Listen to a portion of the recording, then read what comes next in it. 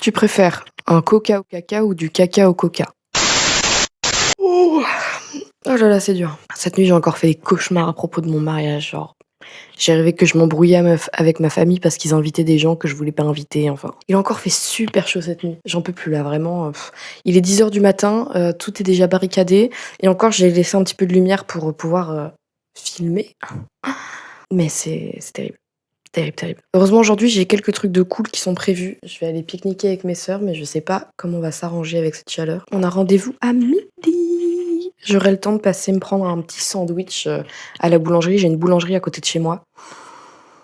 Incroyable boulangerie. C'est vraiment, je l'ai découverte. Pourtant, je crois que c'est une chaîne. En tout cas, il y en a plusieurs dans ma ville. Mais je l'ai découverte là, en emménageant chez moi, quoi. Leurs éclairs au chocolat. C'est les meilleurs que j'ai jamais mangé de toute ma vie. C'est une singerie, c'est vraiment trop, trop, trop, trop bon. Et ils font des sandwichs végétariens qui sont incroyables, poivrons, avec du fromage et tout. Enfin, c'est à se taper le cul par terre, sans déconner. Et vu qu'on est encore en semaine, je vais pouvoir tester le sandwich vegan que j'ai jamais encore pu tester. Parce qu'à chaque fois que j'y allais, c'était le week-end. Et le week-end, ils ont pas la même. Enfin, ils ont une carte plus réduite qu'en semaine. Donc là, je pense que je vais pouvoir tester le sandwich vegan. On m'en a dit le plus grand bien. Voilà, voilà. Et après ça, avec mes sœurs, on va aller à la piscine pour profiter un petit peu. Dans la résidence de mon fiancé, il y a une piscine. Donc on va en profiter un max. C'est une dinguerie d'avoir une piscine dans sa résidence. Lui, il y va jamais. Il n'y va jamais. C'est ce que je disais sur les gens qui habitent à la mer. Et les gens qui ont un jardin, les gens qui ont un jardin, ils profitent jamais de leur jardin. Les gens qui habitent au bord de la mer, ils vont jamais sur la plage. Croyez-moi que le jour où j'habiterai au bord de la mer, j'irai à la mer. Il faut que vous voyez ça, c'est trop mignon.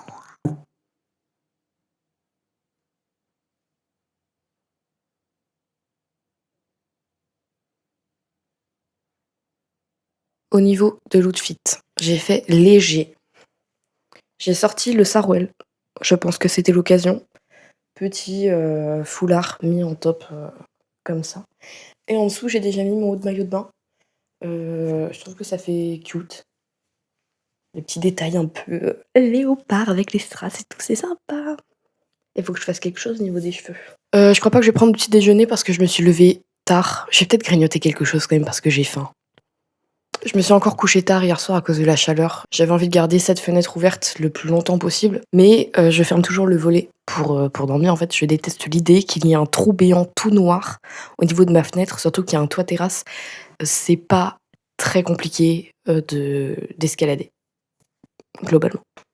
C'est possible. Donc s'il y a quelqu'un de la rue qui arrive à rentrer par une autre maison du voisinage, ou même un voisin, ou je sais pas, on sait jamais en fait ce qui peut se passer dans la tête des gens, décide de s'infiltrer chez moi, il peut le faire. Il peut totalement le faire. Donc hors de question que je dorme avec le volet ouvert, mais ça aère beaucoup moins bien quand le volet est fermé, logiquement. Donc il a fait lourd encore jusque tard, donc je suis restée vraiment jusqu'à minuit comme une tarte avec le volet ouvert, enfin bref. Minuit c'est tard pour moi, ok. Et du coup ce matin, j'ai été réveillée par la lumière, parce que du coup je dors avec le... Avec le quoi? Je dors avec le Velux ouvert pour aérer, toujours. Parce que sinon je cuis vapeur très très lentement, mais très sûrement aussi dans mon lit, et ça c'est pas très sympa quoi. Mais donc la lumière me réveille, mais je me suis rendormie, je sais pas, 4-5 fois. Voilà, voilà.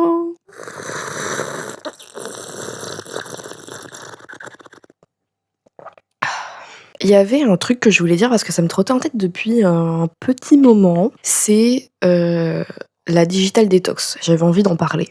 Parce qu'en fait, j'en ai déjà fait plusieurs dans ma vie. J'ai déjà désinstallé Insta pendant 2-3 mois. En fait, j'avais désactivé mon compte à ce moment-là, puis j'ai désinstallé l'application et j'y allais uniquement sur ordinateur. J'ai fait pareil pour TikTok. Et effectivement, ça m'aide quand je réinstalle l'application parce que je finis toujours par y revenir.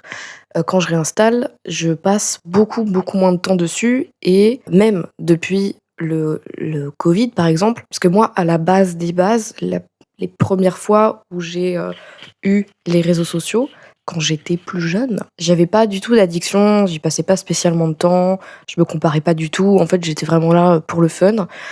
Et c'est vraiment pendant le confinement que j'ai commencé à y passer des heures et des heures et des heures et à scruter la vie des autres, à me comparer énormément, et c'est à partir de ce moment-là que ça a commencé à être quelque chose de négatif dans ma vie. Donc après les plusieurs digital détox que j'ai pu faire, toutes les choses que j'ai mis en place comme, je sais pas, passer mon compte en privé, trier mes abonnés, supprimer mes publications un peu pour me forcer à plus avoir, cette pression de con, hein, vraiment de débile profond. Surtout qu'à ce au moment où je ressentais ce genre de truc, j'avais pas de velléité de me lancer sur les réseaux sociaux comme maintenant.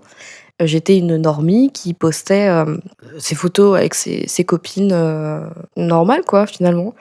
Et je me comparais quand même beaucoup déjà à ce moment-là, pas avec les influenceurs, mais avec les autres personnes normies comme moi, mais qui avaient, des, comptes Insta à 500 abonnés, ce que je trouvais énorme. Et en vrai, ce qui est énorme pour quelqu'un qui crée pas spécialement de contenu et qui avait un engagement de malade mental de la part des personnes qui les suivaient, parce qu'il y avait beaucoup, beaucoup de likes sur les publications, beaucoup de partages en story et beaucoup de commentaires. Tout ça pour dire que après les digital detox que j'ai pu faire, j'ai plus du tout eu cette pression, cette urgence de me comparer aux autres personnes sur les réseaux sociaux.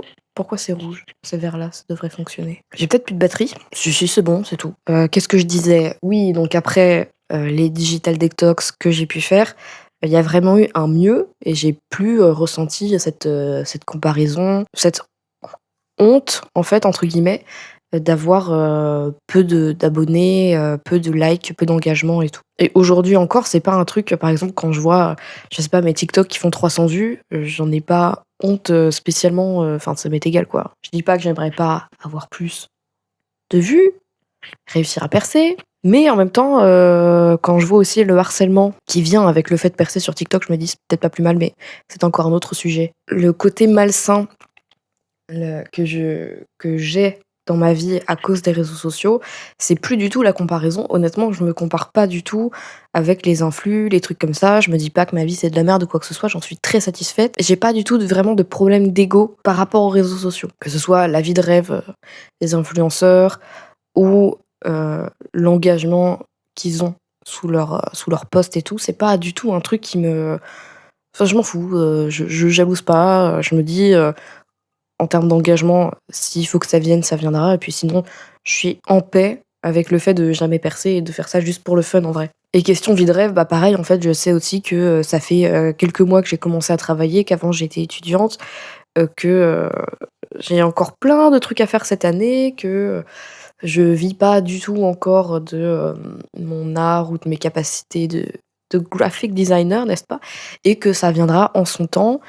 Et pour le moment, je suis contente avec, ce que j'ai et ça me convient. Donc j'ai pas du tout de souci d'ego, encore une fois. Le truc malsain que j'ai actuellement à cause des réseaux sociaux, c'est d'y passer beaucoup, beaucoup trop de temps. C'est ce qu'on appelle le brain rot, le fait, de doom scroll, n'est-ce pas? Je suis vraiment une quarantenaire, c'est abusé. Ouais, d'y passer beaucoup trop de temps, de scroller et en fait, aussi beaucoup de chercher la vidéo parfaite, le contenu parfait à consommer et du coup, même parfois je scrolle YouTube indéfiniment parce que j'ai envie de trouver une vidéo à regarder, mais qu'il y a rien qui m'inspire particulièrement à l'instant T et c'est pareil pour quand je scrolle sur TikTok ou sur Insta, en fait, je peux scroller indéfiniment et ne jamais, me contenter ou ne jamais réussir à me concentrer. Non, c'est pas tellement ça, c'est pas un problème de concentration, mais ne jamais être satisfaite, on va dire, du contenu que je consomme. Alors que je sais aussi qu'il y a des périodes où, en fait, je vais regarder 2 vidéos YouTube dans la journée et je vais être hyper contente de ce que j'ai vu et je vais être en mode: «Bon, bah, ça me suffit, en fait». Mais en ce moment, j'ai du mal à ça et en fait, je vais commencer, par exemple, une vidéo YouTube et je vais l'arrêter en plein milieu et je vais en commencer une autre parce que le sujet de la première m'intéressait pas tant que ça, en fait. Et ouais, c'est pareil pour les TikTok, en fait, c'est pas tellement le problème du format court ou du scroll, je me rends compte.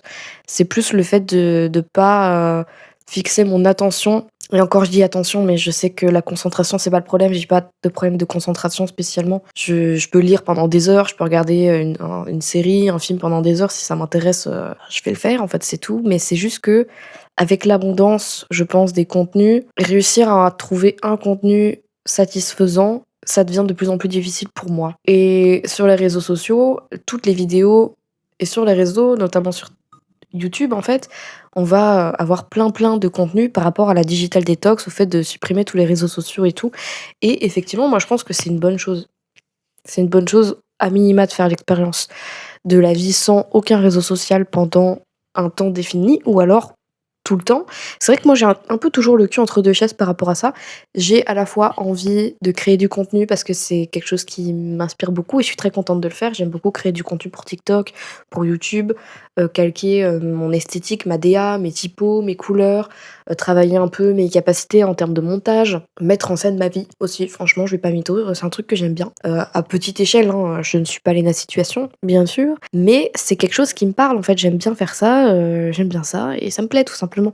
Mais d'un autre côté, j'ai aussi envie de supprimer tous mes réseaux sociaux et en fait d'avoir un téléphone à touche qui me sert pour téléphoner. J'en ai aussi très envie et j'ai très envie de faire les 2 en fait et je ne sais pas comment concilier ça. Ça me paraît impossible à l'heure actuelle de concilier ça. Je pense que ça serait possible que j'ai par exemple un téléphone à touche avec ma carte SIM, quelques petites musiques dedans ou même peut-être un MP3 à côté, je sais pas. Et ça à demeure, on va dire avec moi dans mon sac à main et avoir par exemple un téléphone tactile, j'ai vraiment 45 ans, que je mettrais, je sais pas, dans mes affaires avec mon ordinateur qui me permettrait du coup de filmer du contenu et de le poster sur les réseaux sociaux quand l'envie m'en prend. Mais c'est vrai que j'ai peur de pas réussir à bien faire la part des choses et à finir par me balader tout le temps en fait avec mon smartphone avec moi. Mais pour revenir sur la digital detox, même si je pense que c'est une très bonne chose, je pense qu'on propose pas toujours l'alternative. Il me semble qu'il y avait des politiques macronistes là qui voulaient, je sais pas si c'était Attal ou un truc comme ça, qui voulaient interdire l'accès au réseau aux enfants, enfin aux mineurs, donc c'est-à-dire même des personnes de 16-17 ans, après telle heure, en fait, un couvre-feu numérique ou je sais pas trop quoi. Et en fait, je trouve que c'est complètement con parce que je pense pas que ce soit quelque chose de foncièrement mauvais en soi. Comme je dis, on parle beaucoup, ouais, les réseaux sociaux, c'est toxique et tout, on se compare, pas forcément. Parfois, c'est vraiment juste l'addiction au contenu illimité, en fait, vraiment la profusion de contenu qui existe sur les réseaux sociaux. Ça peut être ça, en fait, qui peut poser problème et tout le monde n'est pas mal dans sa peau à force de se comparer aux autres. C'est pas vrai. Je sais pas comment expliquer ça parce que je suis pas sûre que ce soit même très clair pour moi. Mais j'ai l'impression que dire que oui, les réseaux sociaux, le scroll, c'est mauvais, ça fait pourrir ton cerveau et tout, c'est mauvais dans tous les cas, je ne suis pas sûre que ce soit une réponse adaptée au problème. Parce que je pense qu'effectivement, il y a un problème, mais je pense que supprimer à 100%, enfin obliger, on va dire, les gens à supprimer ou leur interdire l'accès à ça, comme c'est le cas en Chine par exemple, je ne pense pas que ce soit non plus la bonne réponse en fait. Parce que moi, dans mes moments où je scrolle, où je consomme du contenu sur les réseaux sociaux, que ce soit Insta, TikTok, YouTube, parce que vraiment, je le répète, j'ai pas forcément de différence de situation malgré le fait qu'il y ait des contenus longs et des contenus courts. Ça change pas tellement mon état d'esprit en fait par rapport à ça. Ouais, quand je scrolle, quand je consomme beaucoup beaucoup de contenu, il y a aussi des moments où je vais trouver des trucs hyper inspirants, des trucs très helpful en quelque sorte, et des trucs qui vont vraiment m'apporter quelque chose, une réflexion, une esthétique même ou tout simplement du divertissement. Je pense que c'est aussi important d'amener, ouais, une alternative au scroll et en fait de proposer autre chose. Parce que si tu dis: «Oui, scroller c'est mal, c'est pas bien, ça va te faire pourrir le cerveau et tout», je trouve que c'est hyper culpabilisant de un et en fait tu proposes quoi à la place? Concrètement, tu proposes quoi à la place? Parce que maintenant en fait, avec les iPad Kids et tout, les gosses grandissent avec les écrans. Tu veux leur proposer quoi? Faut trouver et pour moi ça c'est vraiment de la responsabilité des adultes, que ce soit les parents, les enseignants et cetera. C'est de la responsabilité de ces gens de trouver une solution, une alternative ou des alternatives, faire découvrir d'autres activités aux gosses en fait et c'est à eux de trouver une façon aussi de les intéresser à ces activités, comme la lecture ou quoi que ce soit. Parce qu'à mon avis, c'est pas en les faisant lire, je sais pas, des classiques ou des trucs comme ça que ça va aller mieux. En tout cas, pas pour tous les enfants. Donc ça, c'est pour les enfants, mais je pense que c'est aussi le cas pour les grands adultes qui consomment des vidéos YouTube de digital detox et tout. Parce que bah souvent, t'as un peu les points positifs en mode, tu les créateurs de contenu qui font ces digital detox et qui en parlent sur les réseaux, qui vont expliquer que, oui, bah, ils se comparent moins, ils ont plus de temps. Oui, mais du temps pour faire quoi? C'est un peu vague. Ils vont te dire: «Ouais, j'ai du temps pour faire mes activités, j'ai du temps, à passer avec mes proches». Moi, je remarque que les moments où je me remets à scroller, en fait, c'est des moments où j'ai pas tellement le choix. Quand j'ai commencé à développer une addiction aux réseaux sociaux, La première fois, c'était pendant le confinement, j'avais rien d'autre à branler, en fait. Pareil, les moments où je me suis remise à passer trop de temps sur mon téléphone, alors que j'avais réussi à rééquilibrer ça auparavant, c'est des moments où, bah, par exemple, j'étais au travail et j'avais rien à faire, je m'ennuyais et je prenais mon téléphone et j'avais repris l'habitude de scroller.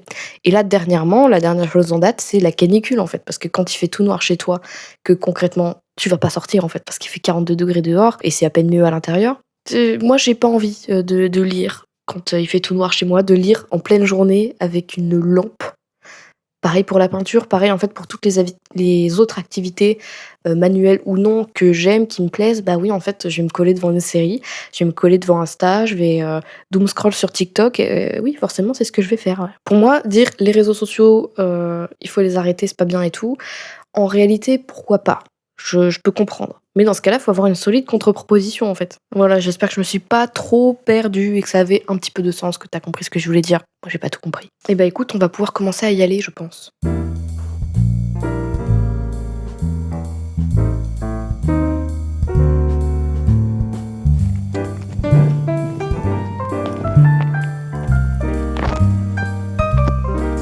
De la maïga. C'est une sauce un peu, c'est trop bon.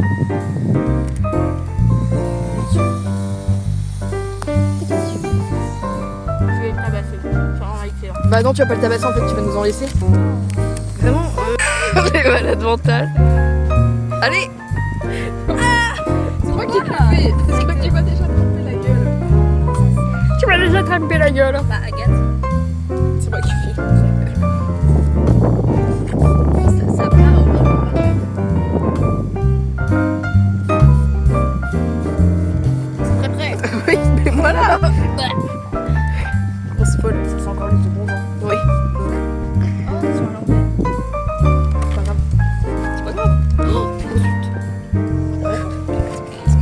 On dirait du caca. On va pouvoir lécher le... Attends, non, lui, il est beau. Bah non, c'est ça, c'est ça. Ah oui, je me dis, il y en a Attends. deux, là. Je sais pas si je vais réussir à le décoller. Non, mais tiens. Ah ouais, non, il va falloir le racler. Je pourrais le prendre, honnêtement, c'est les meilleurs éclairs que j'ai jamais goûté.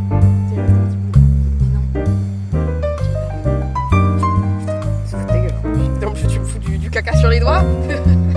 Du caca sur les doigts. Avec mes ongles. Je te les avais pas montrés, mes ongles. Non, tu les avais pas montrés. Ils sont beaux, hein. Ils sont très chouettes. Très, très chouette. Je vais me faire du rouge. Du rouge pour la rentrée. Faut arrêter, vous en faites des choses. Non, c'est sympa, le rouge pour la rentrée, c'est une bonne idée. Un peu en mode septembre, octobre. Mais en octobre, je ferai du bordeaux.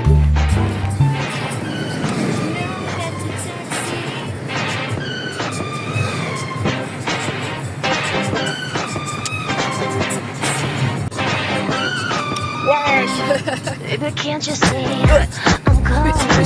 Je suis avant moi. Guy like you should hear a warning. It's dangerous. I'm falling. There's no escape. I can't wait. I need a hit. Baby, give me it. You're dangerous. I'm loving.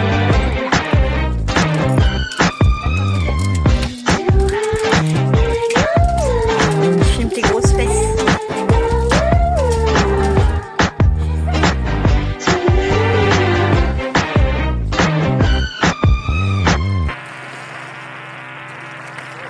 We got taste of the lips, I'm on the way. You're on top of sick, I'm slipping on your way. Taste of a poison paradise. I'm addicted to you. Don't you know that you're toxic?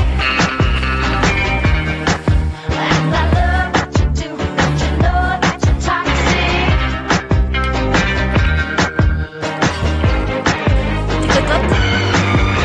Bonsoir les filles. Quelle heure du coup? Je sais pas.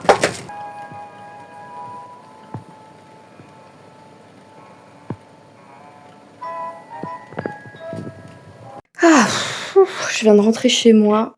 Il fait chaud. Il fait même un petit peu plus chaud que dehors. Du coup, j'ai déjà ouvert la fenêtre. J'ai ouvert ma mezzanine. Il fait chaud dans ma mezzanine. J'espère que ça va avoir le temps de se rafraîchir un petit peu d'ici à ce que j'aille me coucher. Il faut que je fasse un shampoing de toute façon. Je me suis acheté de l'huile de ricin. C'est une huile, je vais y arriver, qui est super super grasse et vraiment ça donne les cheveux ultra brillants. Et apparemment ça booste aussi la croissance des cheveux si t'en mets sur le cuir chevelu. Je sais pas trop en réalité. Je le fais pas des masses de toute façon. Mais les quelques fois où j'en ai mis sur mes longueurs, le lendemain j'avais les cheveux assez brillants. Bon là j'ai pas le temps de faire poser un masque et tout donc ça servira à rien. Je vais juste mettre un petit peu d'huile d'abricot histoire de réhydrater un petit peu les cheveux et de les protéger du shampoing. La journée était trop bien, je suis trop contente d'avoir pu passer du temps avec mes sœurs. Et j'ai pu profiter, du temps, entre guillemets. C'est vrai que quand il fait chaud, j'ai tendance à me cloîtrer chez moi, à raison.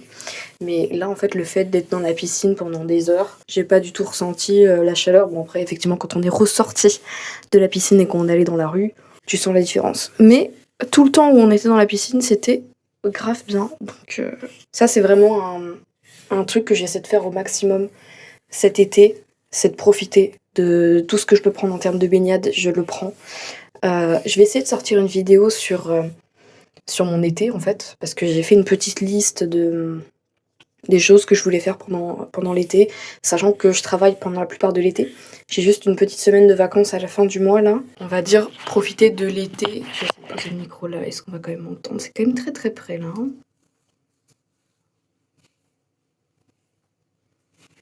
Ouais, donc je disais, essayer de profiter de l'été malgré le fait que je travaille toute la semaine.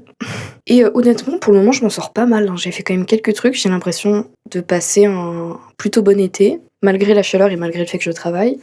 Je suis plutôt fière de moi. Je me donne les moyens, en fait, de sortir. Je me sors un peu le doigt du cul, en fait. J'accepte plus les plans qu'on me propose et je suis moi aussi plus force de proposition que ce que j'ai pu être. Donc... jusqu'ici, j'ai fait quand même des trucs. J'ai fait une soirée techno. Je suis allée à la plage, je suis allée à la piscine. J'ai fait de l'acrobranche. J'ai pris des verres avec des copines. C'est pas fou, en vrai, dit comme ça. Genre, c'est plutôt basique, je pense. Peut-être qu'il y a des gens qui m'écoutent qui vont se dire, ça s'appelle la vie, Agathe, en fait, tout simplement. Oui, mais moi, je suis très casanière et j'ai beaucoup de mal à sortir de chez moi. Et en fait, toutes les sorties que je fais, toutes les activités que je fais, c'est un peu des petites victoires, en fait, on va dire. Le shampoing que j'utilise en ce moment et depuis quelques semaines, c'est un truc de pharmacie. Parce qu'en fait, je fais de la dermite séborréique. En fait, j'ai des plaques rouges sur tout le cuir chevelu. C'est pas très sexy, j'en ai conscience. Ça gratte et ça pèle. Donc, pendant des mois et des mois, en fait, même, je dirais, ça a commencé il y a 2-3 ans. J'ai commencé à avoir beaucoup de pellicules. Et vraiment, je n'osais pas en parler à un médecin ou le montrer à un pharmacien parce que j'avais trop peur qu'on me dise juste t'es juste crade, en fait, lave-toi les cheveux. Alors que je me lavais les cheveux et j'utilisais des produits gras, donc je comprenais pas pourquoi je continuais de peler. Et il y a 2 mois, je dirais, j'ai pris mon courage à 2 mains, je me suis sorti les doigts et je suis allée à la pharmacie. La pharmacienne m'a expliqué, non mais en fait, c'est tout simplement de la dermite séborrhéique, c'est très courant, surtout pour les personnes qui sont un peu surmenées et qui ont du stress. Et en fait, ça m'a grave pas étonnée parce que toutes les maladies de peau, tous les problèmes de peau qui surviennent à cause du stress ou de trucs comme ça, je les ai en fait. Même les trucs qui sont pas causés par le stress ou quoi que ce soit. Mais j'avais beaucoup de problèmes de peau au moment où j'ai passé mon bac de français, où j'ai passé mon bac blanc aussi, quand je passais mes examens à la fac, enfin vraiment, ça se voyait sur ma peau en fait. Dès que j'avais un examen ou un truc un petit peu stressant comme ça se voyait sur ma tronche ou sur mes mains, sur mes pieds. Donc vraiment la dermite séborrhéique, ça ne m'a pas étonnée. C'était plutôt cohérent. Mais tout ça pour dire que depuis que j'utilise ça, ça va beaucoup mieux.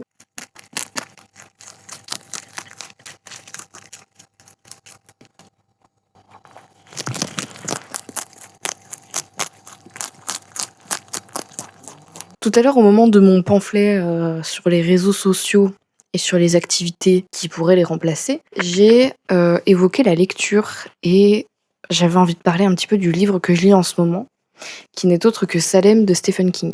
Franchement, avec la chaleur, ça fait grave du bien de s'évader avec un truc un peu plus frais. Je sais pas si frais, ça correspond vraiment à l'ambiance du livre, mais en fait, j'aime vraiment beaucoup. Je suis très prompte, très motivée à lire depuis que j'ai commencé ce bouquin. C'est ma sœur qui me l'a conseillé, elle l'a lu juste avant moi. Et il y a une créatrice de contenu que j'aime beaucoup et que je suis sur YouTube qui est Liana JN et qui en a parlé dans un de ses derniers vlogs, et en fait ça tombe super bien du coup parce qu'on est raccord sur ce coup-ci. Le livre est trop bien. L'ambiance est vraiment incroyable, l'écriture, j'aime beaucoup. Je trouve que Stephen King, c'est quand même un grand ponte de la littérature, n'est-ce pas? Il écrit très bien. Ce que j'apprécie dans l'écriture, c'est que c'est pas une écriture qui est compliquée, t'as pas des tournures de phrases alambiquées, c'est pas du tout difficile à lire. C'est relativement simple en fait, mais en même temps, t'as quand même de belles tournures de phrases, t'as un beau vocabulaire, des belles figures de style, c'est vraiment agréable à lire et en plus l'écriture avance. Genre ça, c'est vraiment hyper cool.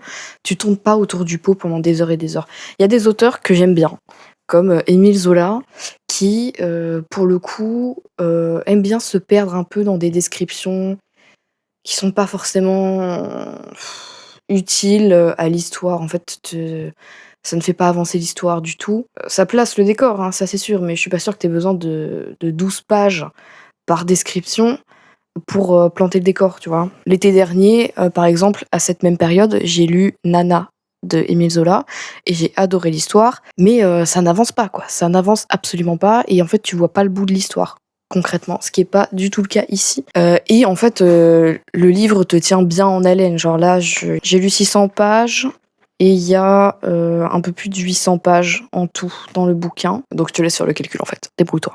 Et ça me tient en haleine, je sais pas comment ça va finir, je sais pas. Donc vraiment, je suis hyper contente de cette lecture, mais j'ai quand même des points négatifs à soulever, parce qu'il y a quand même un certain nombre de choses qui me mettent très mal à l'aise, et je pense que toutes ces choses qui me mettent mal à l'aise, je peux les rassembler sous un seul concept qui est celui du male gaze. Le male gaze, quoi. Genre, c'est vraiment écrit par un homme, pour des hommes.